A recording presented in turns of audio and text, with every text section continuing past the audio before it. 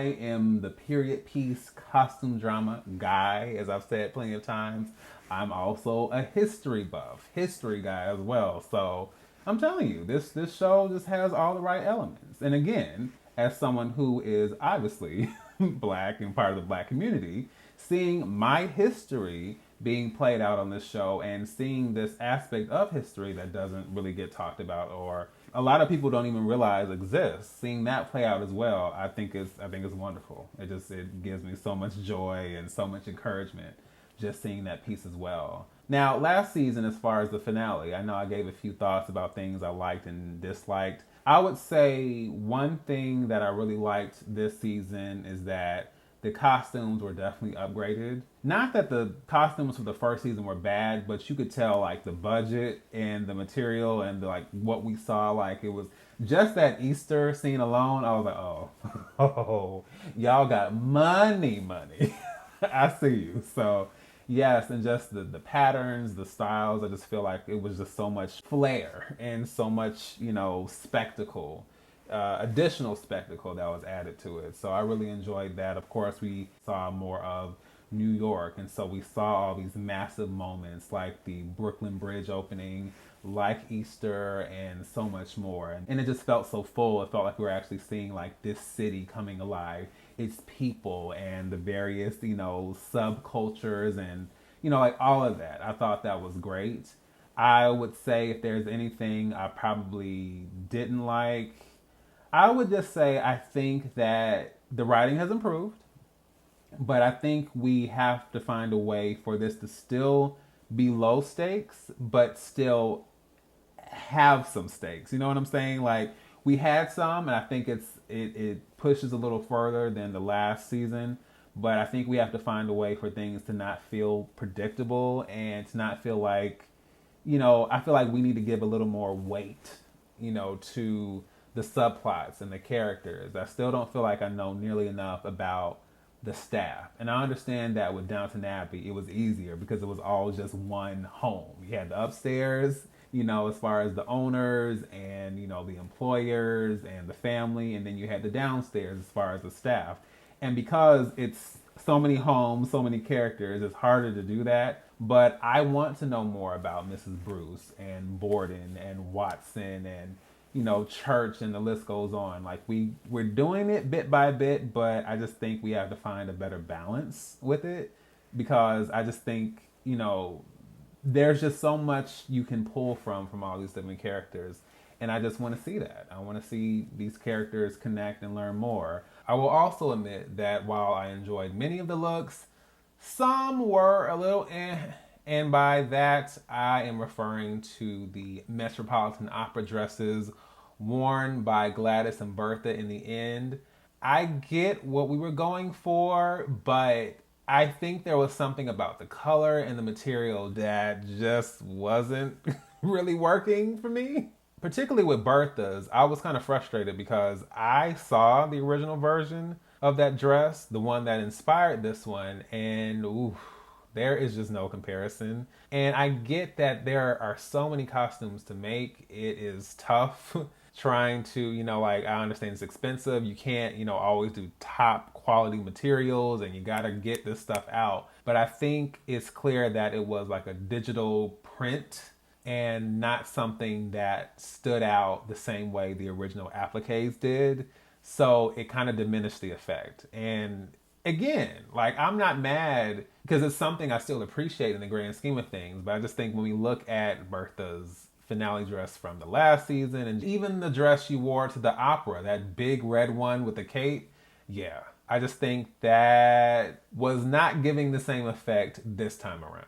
I also think because of the 8-episode order, some of these plots and stories, we didn't get to really see it play out slowly and just kind of just sit and see the progression of what was going on with these characters and even explore what's going on with other characters, as opposed to others.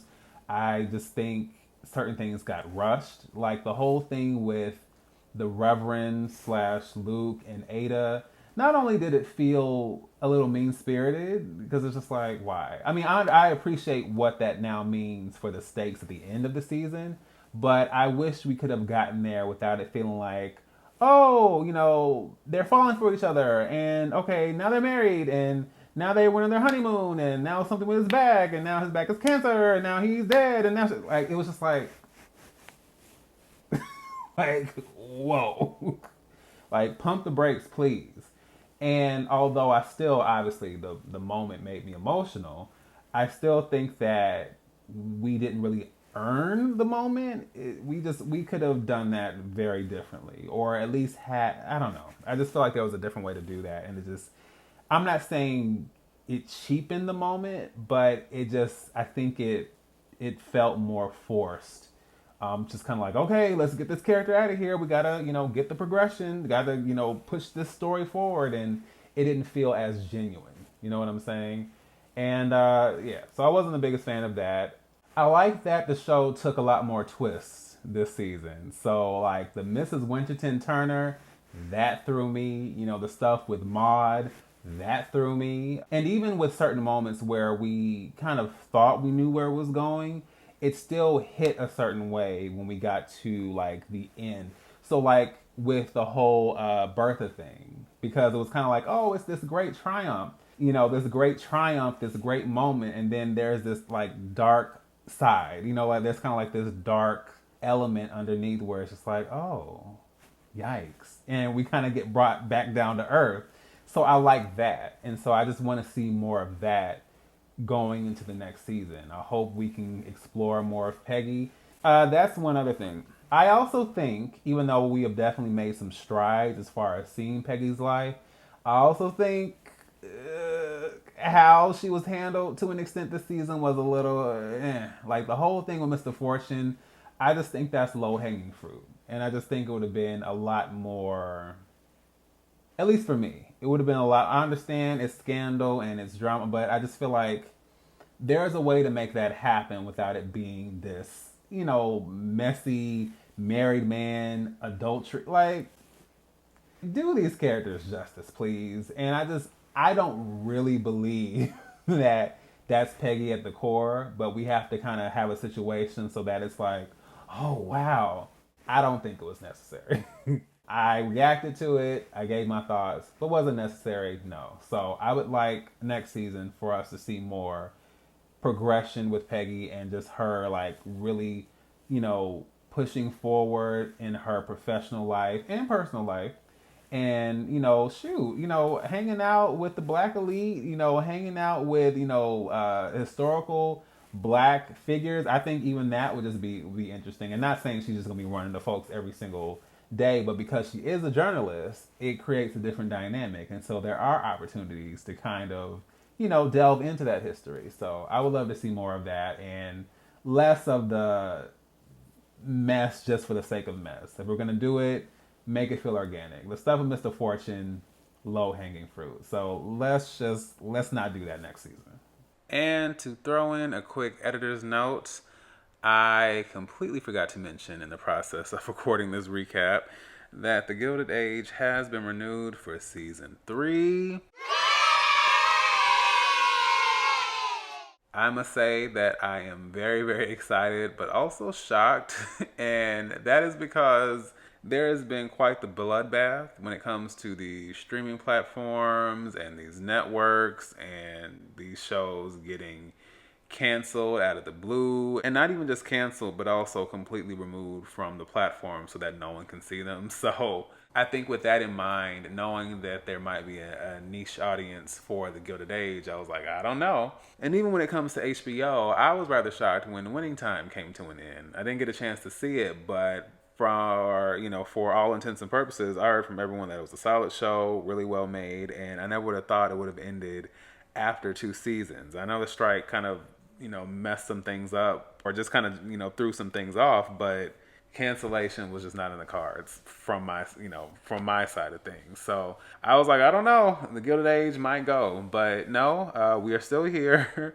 And I am definitely excited to see what happens next. But I hope somehow that we can get this episode ordered together and that we can find some way to just improved the story development, the character development, and just the progression of the general story. Because like I said, there's a lot to pull from, and I'll be excited to see where Julian Fellows and the writers, directors, just seeing where they can really take this story in season 3. So very, very shocked and surprised, but very, very happy and excited, and I cannot wait to see what we are going to experience and what we are in for, especially with the costumes. But yeah, can't wait to see what we have coming up next for season 3. Stay tuned. And as always, please feel free to leave your thoughts below regarding this recap, this episode, and the season in general. So, once again, this is D Movieman signing off, and I'll see you at the movies.